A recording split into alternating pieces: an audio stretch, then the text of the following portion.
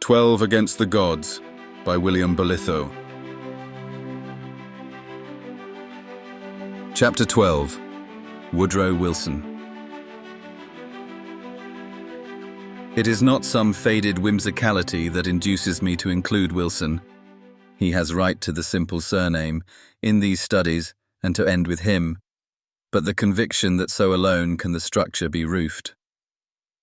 No other life in history has the scale and extent sufficient to cover, in a real unity, the excessively disparate wings, galleries, and attics with a view, which have grown up alongside the main halls and towers of this building.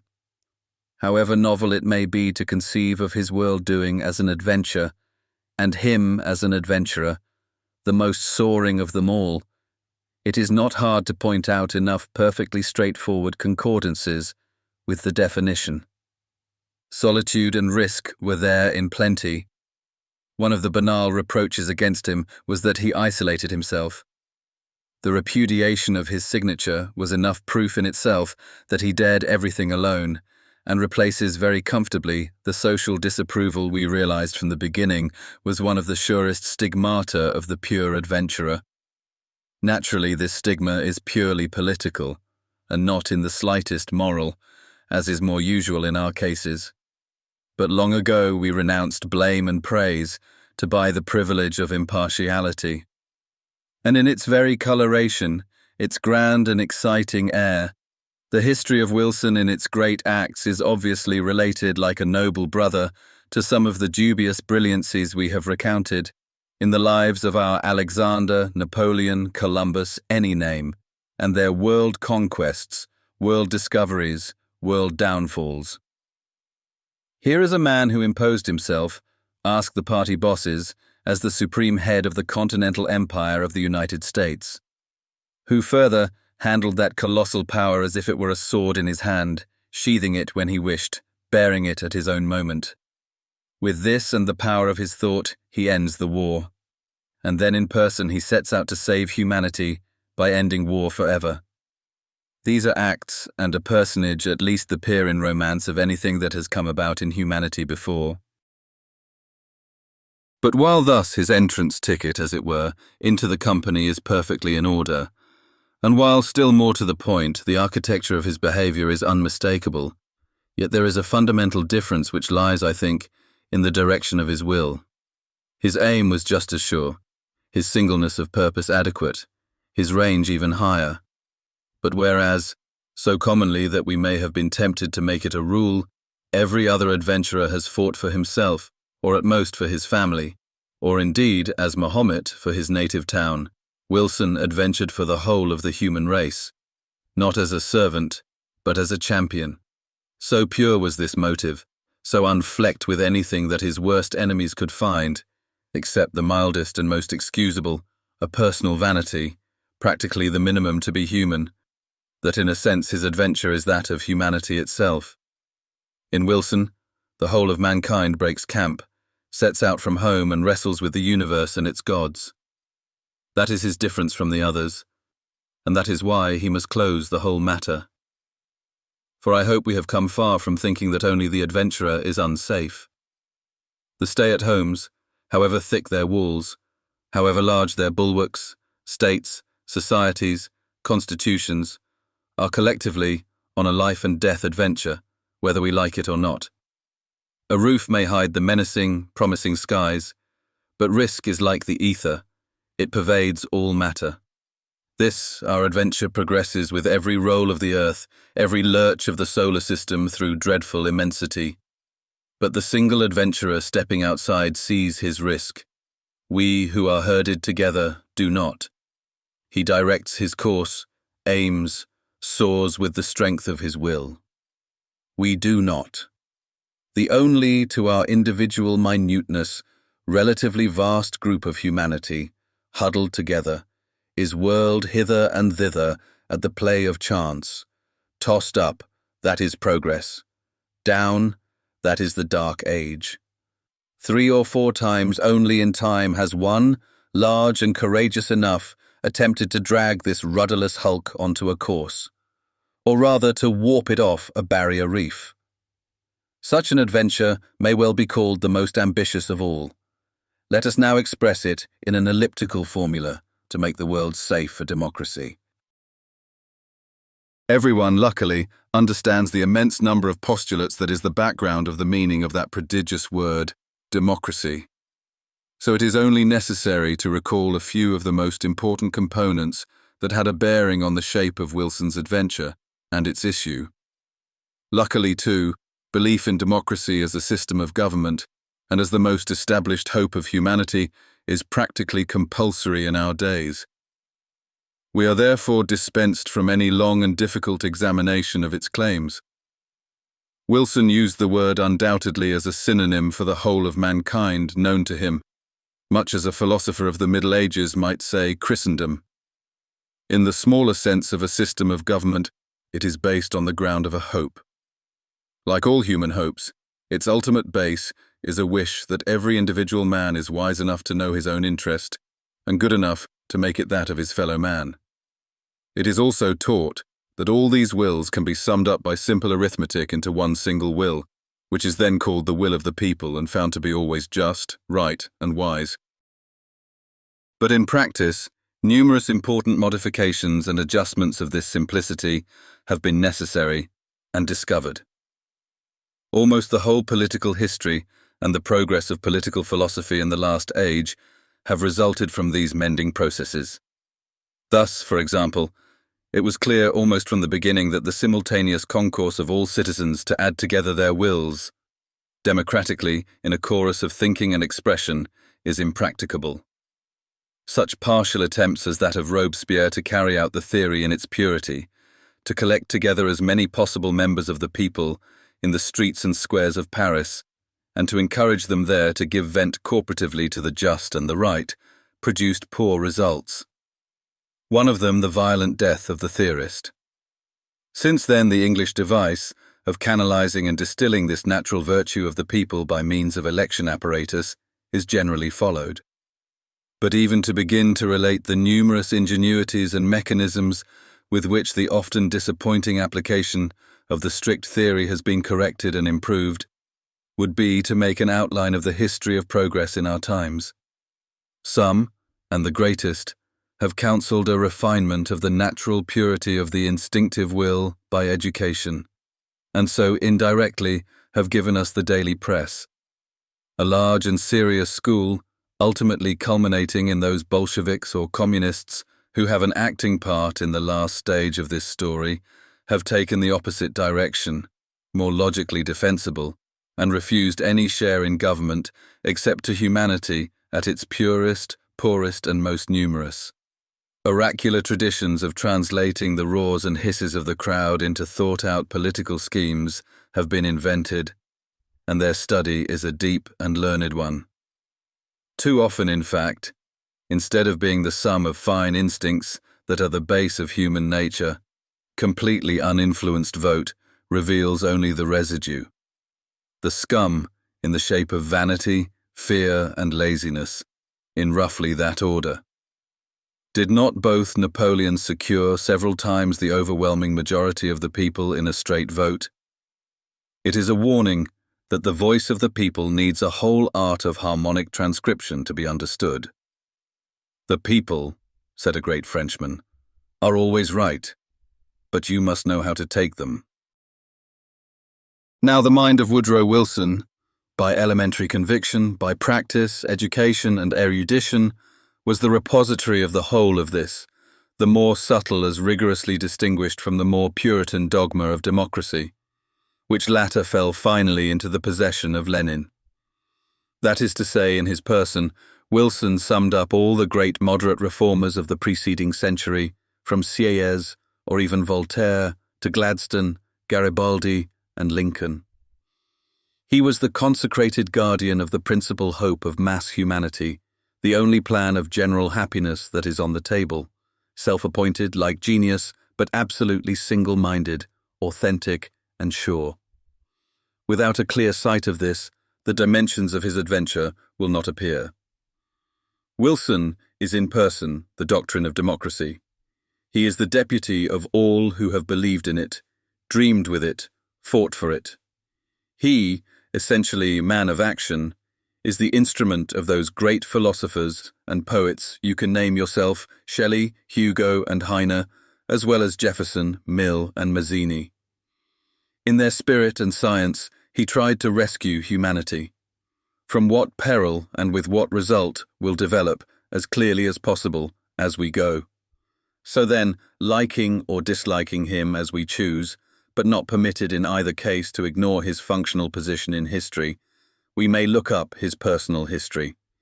There are two high roads, I imagine, to the democratic belief in its entirety: evangelical Christianity and law. One after the other, he used both. His father was a Presbyterian minister. That is, of course, one of the democratic forms of church government. It does not anywhere appear that the boy was particularly pious, but here at any rate is a sufficient possibility for the entrance into the substance of his mind, of that rooted hope, at the bottom of democracy, of a common, preordained good for the whole of humanity as a unity. From this environment, the choice of a life direction is restricted. Wilson has left a record that the profession I chose was politics. The profession I entered was the law. I entered the one because I thought it would lead to the other. It was once the sure road, and Congress is still full of lawyers. At the various universities where he studied, he seems to have followed the good, though generally misunderstood policy of keeping his real aim always in sight and refusing to be drawn off his goal by the vanity or complacence of earning prizes. He read widely and passed his examinations just honourably. Nevertheless, he worked prodigiously, passionately, and with a degree of concentration which during all his life was one of his extraordinary characteristics. Here, at Johns Hopkins, as at Princeton and the University of Virginia, his interest is so intense in his own special subjects that he develops at times a positive hostility to his professors. His courses appear as interruptions rather than the purpose of his attendance at the university. The list of what must have been the largest part of his reading at this time has been piously preserved. It was admirably chosen and adapted to his clearly focused purpose, even to the complete absence of any author who might have disturbed his faith.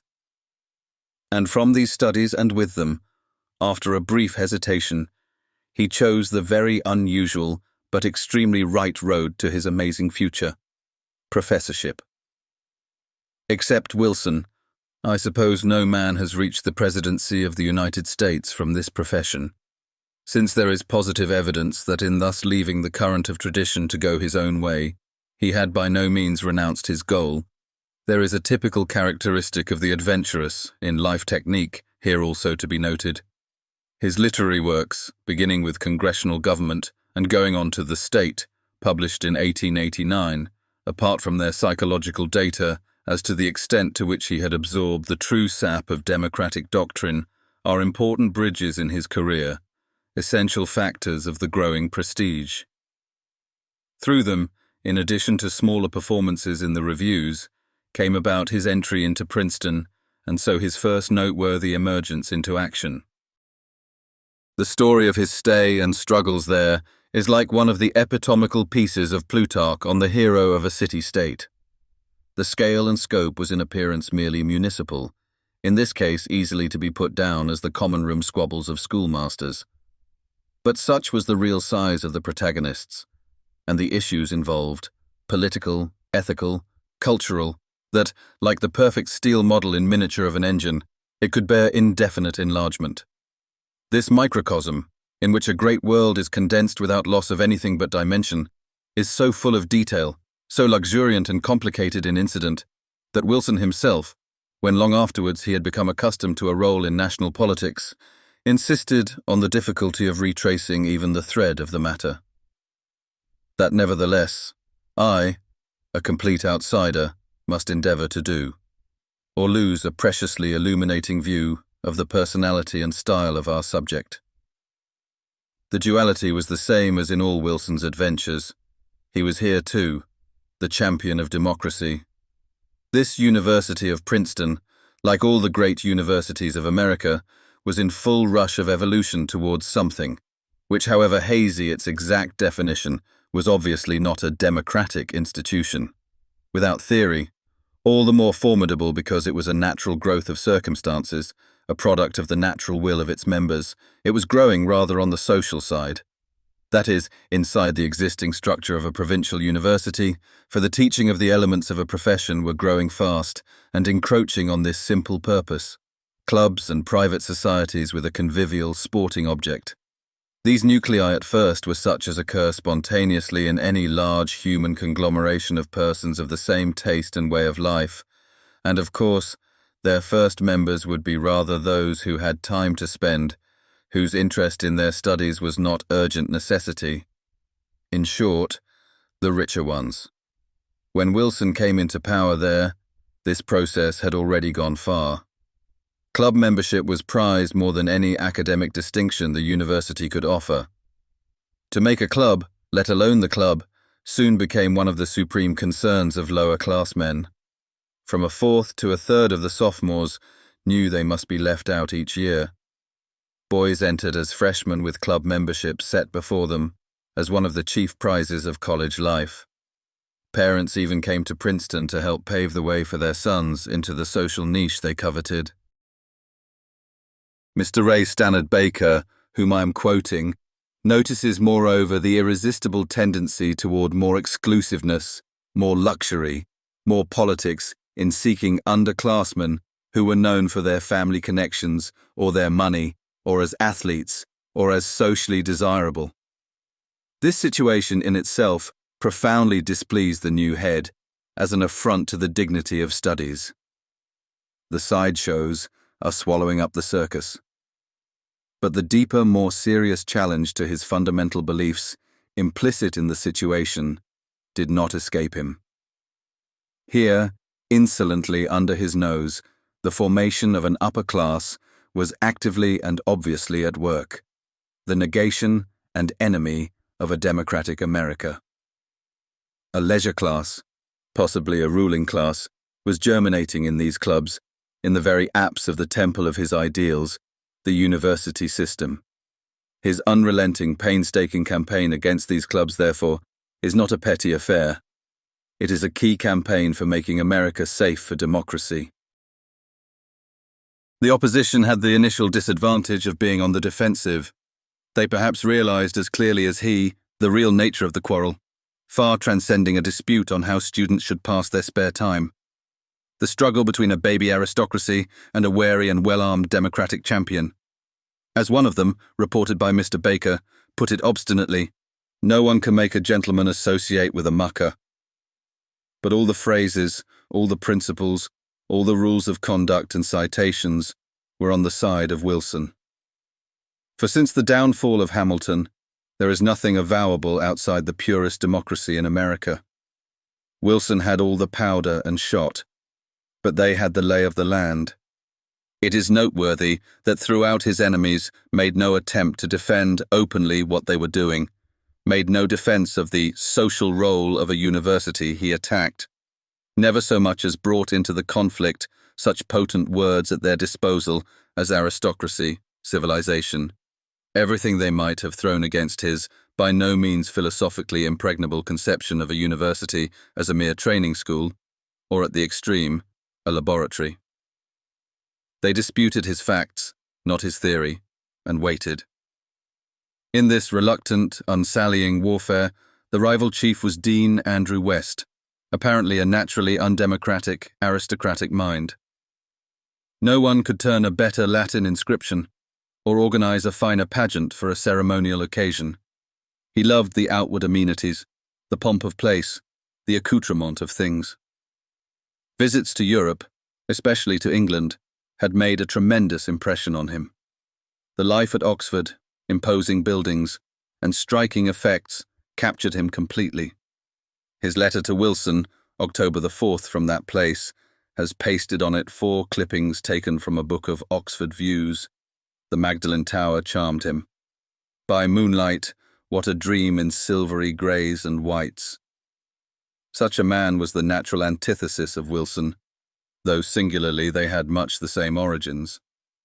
For the artist, as West certainly was in the passive sense, and as Wilson certainly was not in any, but that of adventure and life, a single reading of his speeches would settle the matter, is the natural enemy of democracy, or if he refuses to fight, the natural butt and pariah.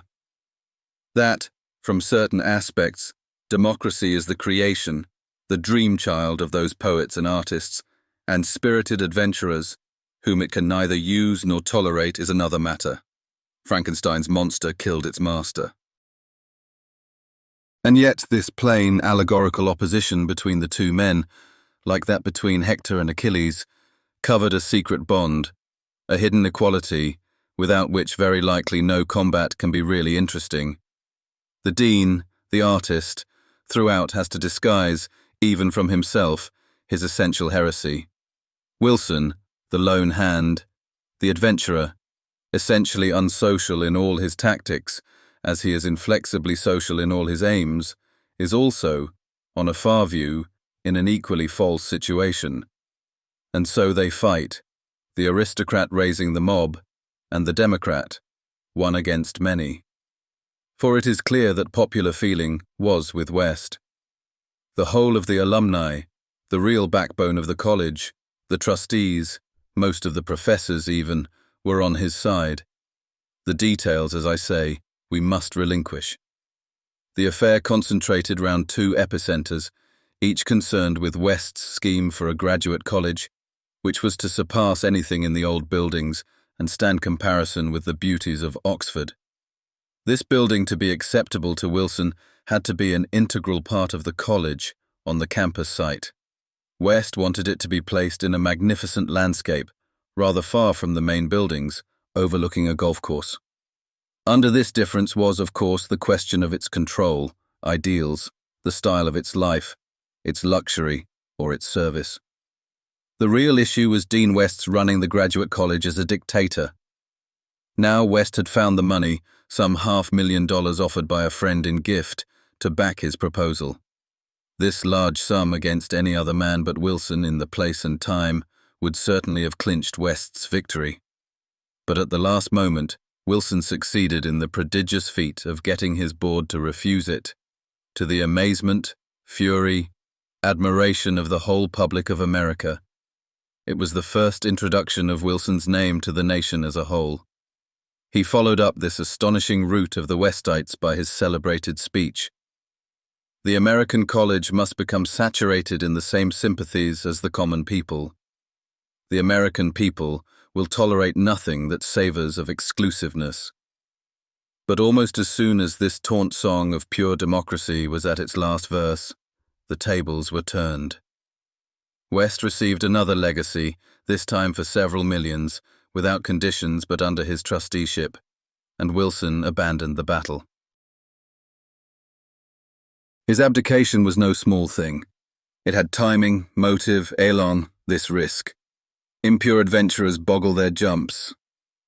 As it was, Wilson pulled it off and landed, far across the ditch waiting for him, of cranky and disappointed professor without a job now, into the main movement of his career. For, following a chain of accidents, encounters, opportunities, such as joints the stages of all adventurous lives, he was first chosen candidate for governor of the state of New Jersey, and then, with a series of irresistible leaps, governor, candidate for the presidency, and at last, President of the United States. From this immensely lofty tower, he could look down on the whole field of the world. By office, he was its most powerful ruler. As a result of his method, courage, and moral strategy, he was freer from the unseen control of his party than any president, perhaps, had ever been before. In fact, in its essentials, his situation, in its plebiscitary force, in untied independence, was outrageously comparable to that of a Napoleonic emperor. Without contracting a single debt to hamper him, he had achieved the masterpiece of making this situation out of a defeat in college politics. This, then, was Wilson when the world first saw him, the custodian of the whole traditional doctrine, as delivered through a century of preceding history to democracy's saints, by full knowledge, by full conviction, and moreover, wielding power as no one of his spiritual predecessors had ever had. The mass hope had at last its pope, and now we must recall why precisely at this moment it needed precisely such a man. The dogma of democracy, consisting of an entire confidence in what men have in common, or to put it in another way, postulating that human nature is at bottom good, will naturally, in action, suffer severely from any miscalculation in this basic optimism. No mere amputation or bone setting can hope to cure such a poisoning of its life-blood. Now, sometimes, it may almost appear not only to hypochondriacs, but to any objective observer who is not in love at the time, that there is a certain exaggeration quite plainly discernible in the premise. Men have quite commonly a leaning even from extreme childhood to vanity, fear, and laziness, and still graver, these tendencies are stronger and more masterful the lower you go in the scale of riches, intelligence, and education as you approach the main mass, the people, the seat and shrine of democracy's firmest hopes. Of these three unfortunate defaults, laziness affects mainly the economic part of the democratic hope, fear perhaps the moral, and vanity is the most dangerous of all, as it is the strongest and most general, because it tends always to lead to war. The question of war has become the main preoccupation of humanity. Before democracy, this was by no means the case. The exploits of Alexander, Charles, and their likes, except on exceptional occasions spaced by tens of centuries, was not fractionally so great a worry as, let us say, the plague. Following such sublime deceivers as Victor Hugo, there has come about certainly a contrary illusion whose prompt dissipation by facts is the first shock of any student of history. War has not only become more destructive and common, but vastly greater in the scale of those it touches, along with the very unequal but very general growth of democratic government. This concordance has not, of course, escaped the most enrapt believer in progress, and there is a brilliant circumstantial legend, known to all, that the real reason is some international conspiracy of rich men, armament companies, newspapers, and perhaps beautiful wicked adventuresses who steal plans from young attachés. Besides this folk poetry, there is a more matter-of-fact charge, that the progress of science is the cause.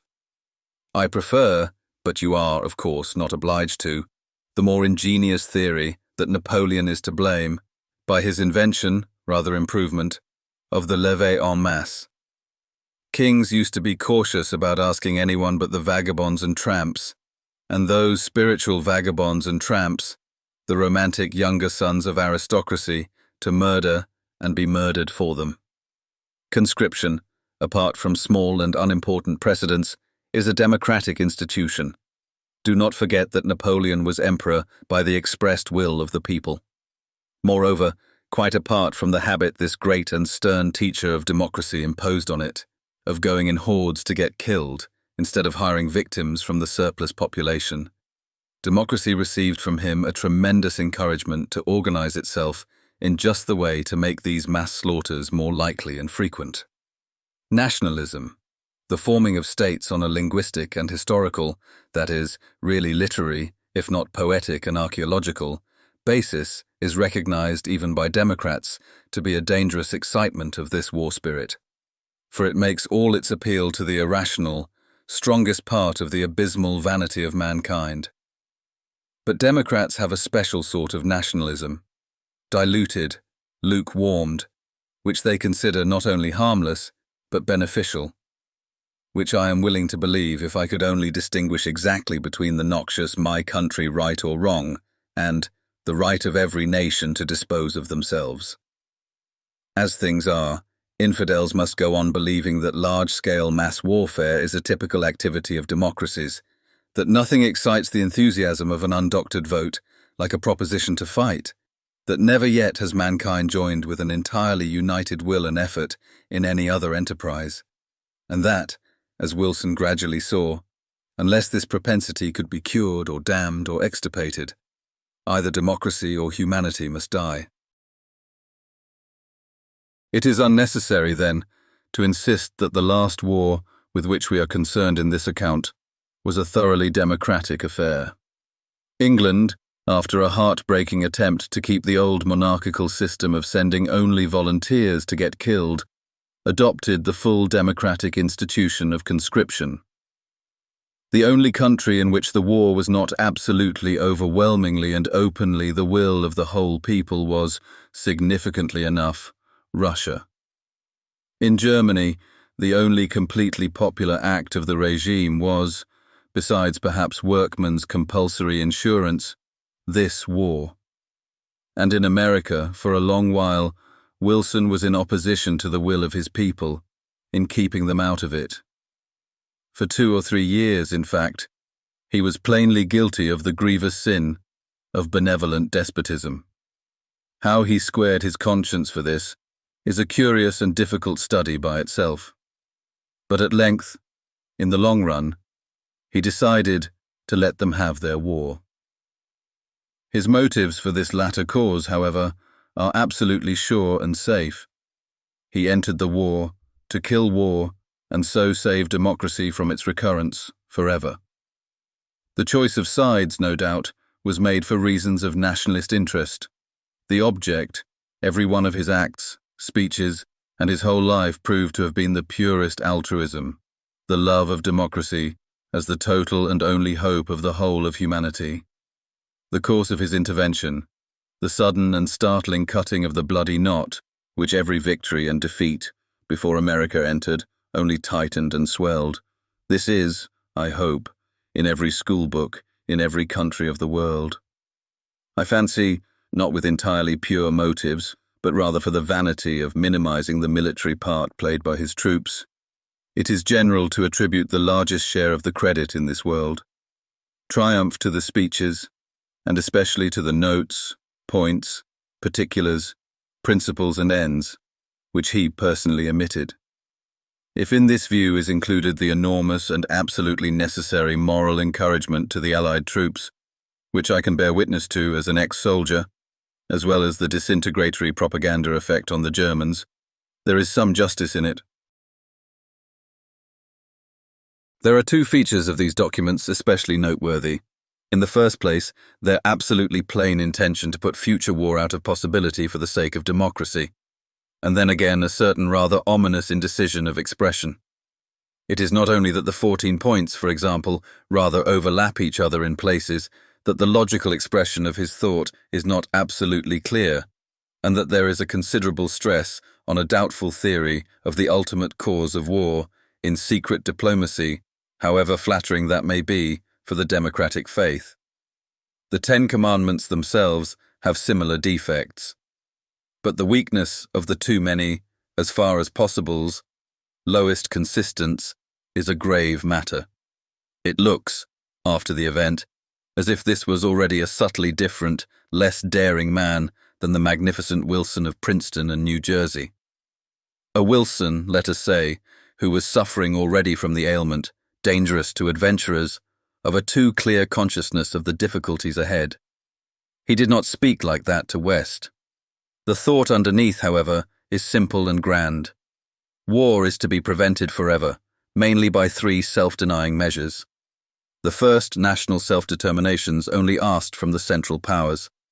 The other 2 more timidly, as I say, from the whole world. Democracy in all her children. That is, first, the abolition of armaments, the freedom of the seas as a corollary. Second, universal free trade. But both, mark, only as far as possible. This extent, so far as it depended on the will of mankind in its peoples, all that Wilson could care about, can never, of course, be exactly determined.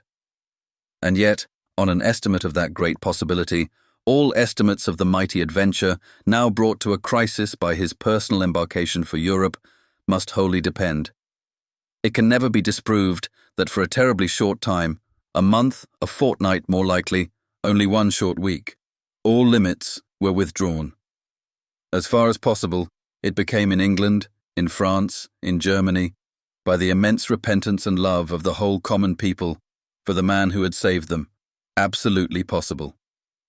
If Wilson, stepping off the boat, had announced in the tone he once possessed, world disarmament, British fleet and German, French army, and Italian submarines, Gibraltar, Malta, Aden dismantled, and with that, the abandonment of all the tariff barriers of the world, those of his own country first as his unalterable terms, I am at perfect liberty to believe that he would have won through, and with a larger destiny than any human being who ever lived, opened the doors to a new and fascinating prospect for the whole of his fellow men. The common people wherever he walked screamed for him to do it.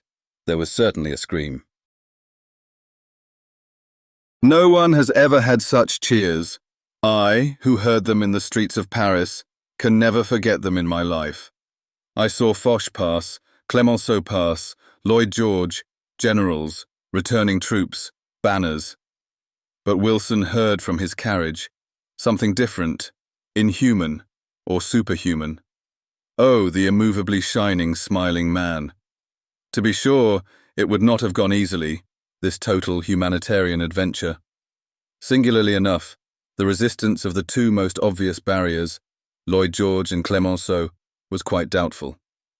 Both were at a tremendous pitch of relief and joy, for remember, both were great orators, a breed who have nerves, and both were in their different ways almost mystically exalted democrats, sincere demagogues.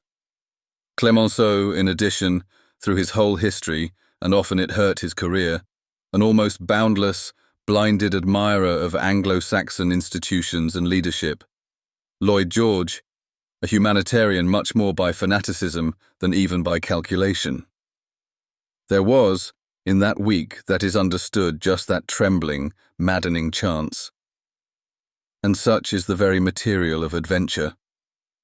If Wilson had just been, at that instant, a little crazy, if when the British Prime Minister started in his sense of duty, for he was a small man to push perfunctorily against the keystone of the Wilsonian arch, the freedom of the seas, the usual rigmarole of never used except for freedom and justice, never for a moment expecting that his hero would hear him out, and then surprised with a queer secret disappointment, discover that he, Lloyd George, England, the status quo, and common sanity, as he put it to himself in the car home, had won the day.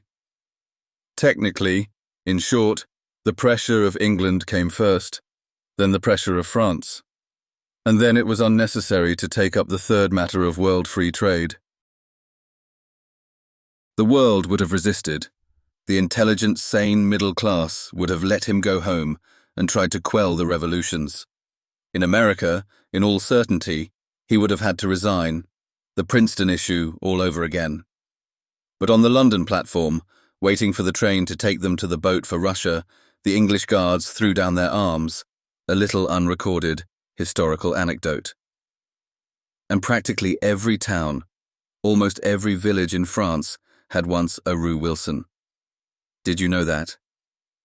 It was not because of, or after his share in, the Treaty of Versailles. The naming took place in a moment when everyone seemed to be crazy with Wilson, in those early hysterical times of the peace. Since then, the plaque has in most cases been taken down, but sometimes still in odd corners of the country, in towns where they contented themselves with taking it from the chief street, the boulevard they are proudest of, nailed up over a side alley, you may still come across this uneasy nudge of what, wild and unexpected, might have happened. If only Wilson in that one sole week had been a little crazy. But he was sane, conscious all the time. And now, leaving all the relief to those who feel it, we must briefly examine the causes of the strange metamorphosis of the 14 points into the Treaty of Versailles. And immediately, that great safeguard of failures, that insurance which the great and their friends claim in case of disaster, bad advice, evil counselors. That excuse must be ruled out.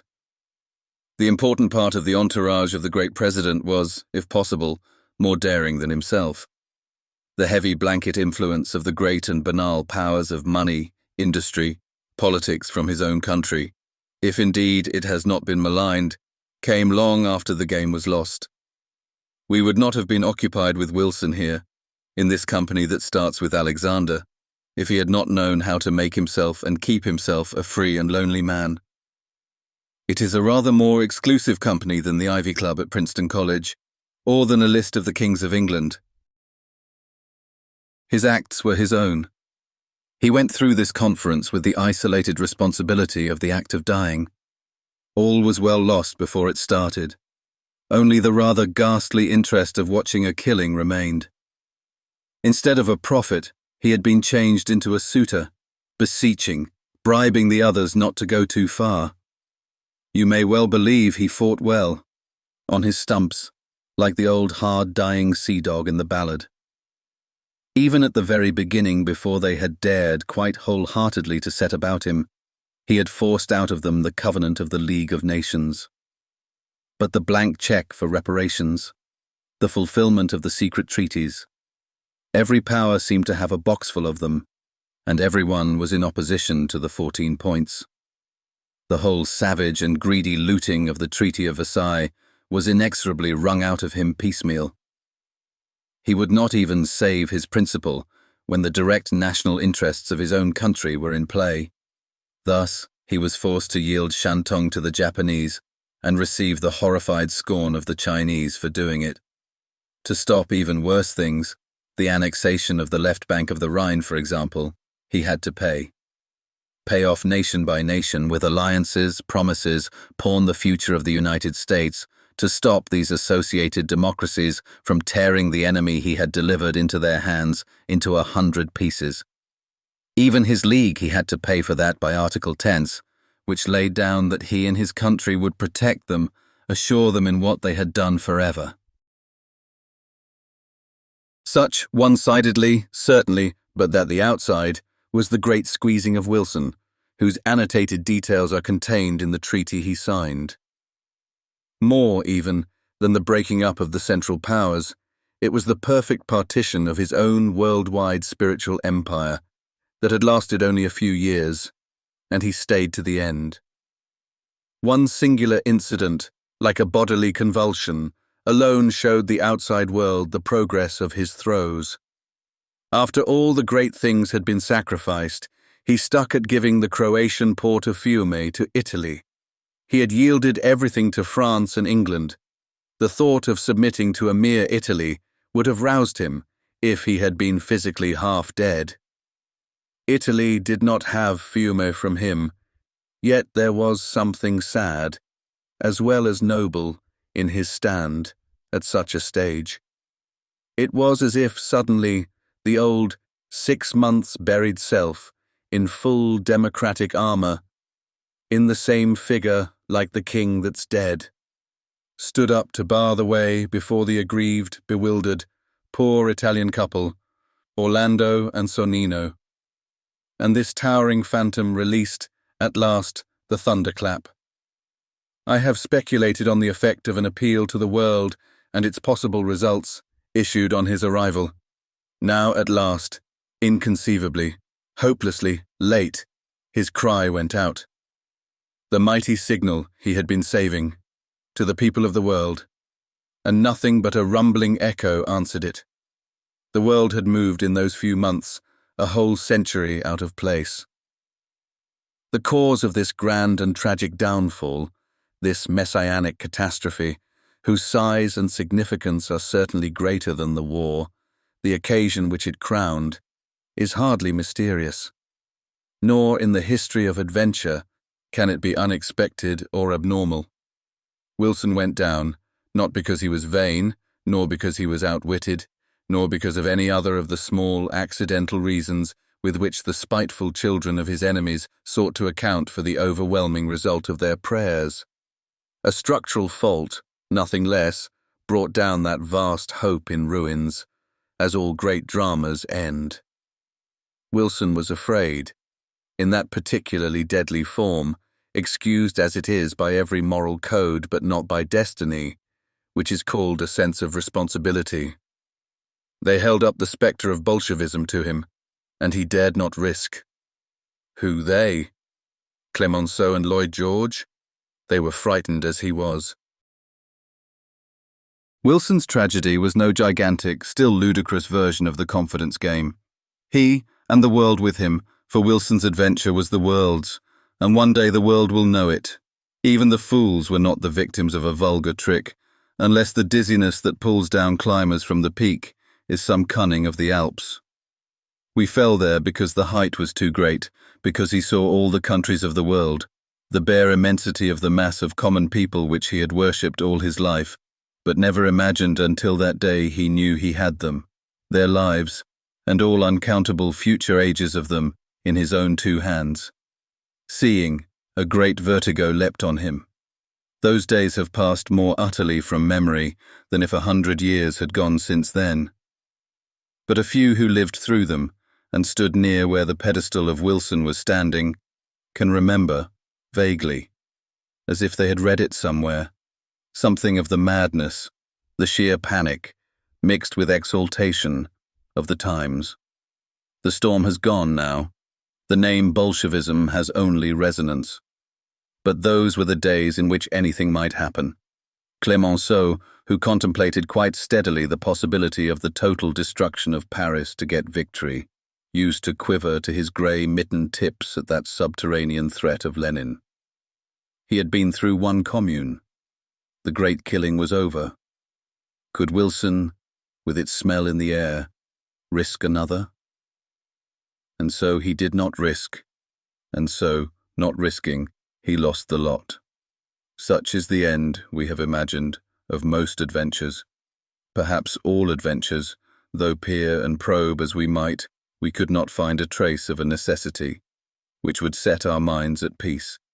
For if only we could find an inevitability of failure of the game, we are forced, singly, and in the whole slow-moving column of humanity through the ages, to play against the gods, there would be a Shakespearean release, an ease, a true tragic catharsis in it, a quasi-musical compensation that all endeavour is predestined lost.